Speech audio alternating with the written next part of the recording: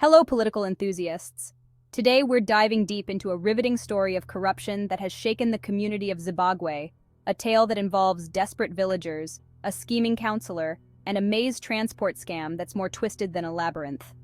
I'm about to unfold the story of Zimbabwe Ward 7, where corruption has not just knocked on the door, it has barged right in. Our main character? Simbarasha Hlabati, an opposition counselor who has taken it upon himself to challenge the status quo by dragging a Zanu PF proportional representation counselor into the glaring light of the courtroom. The controversy centers around an alarming scam where $800 was collected from villagers. Now, these weren't just any funds. These were hard-earned dollars given by villagers under the impression they were paying for the transport of maize intended for drought relief. Imagine, during times of need, someone trying to profit from the plight of the desperate. But what makes this case fascinating isn't just the audacity of the scam, but the courage it takes for someone like Hlabati to stand up against it. It's a David versus Goliath story.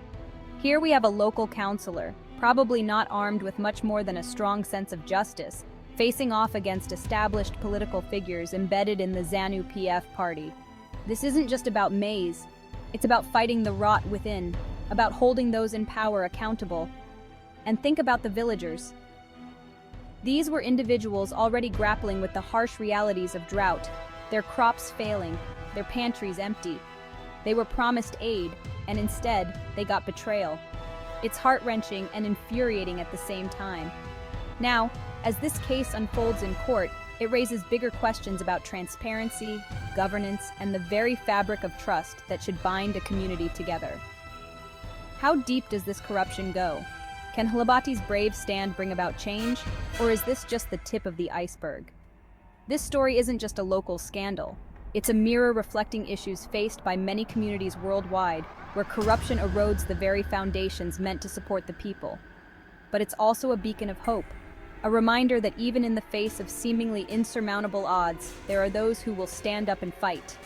So what can we take from the Zimbabwe maize transport scam? It's a call to action. Whether you're in Zimbabwe, New York, or anywhere else, it's a reminder to stay informed, to hold your leaders accountable, and most importantly, to never underestimate the power of a determined individual. Thank you for tuning in and engaging with this critical issue. Remember, awareness is the first step towards change. Stay vigilant, stay informed, and keep the flame of accountability burning bright. Until next time, keep questioning the status quo.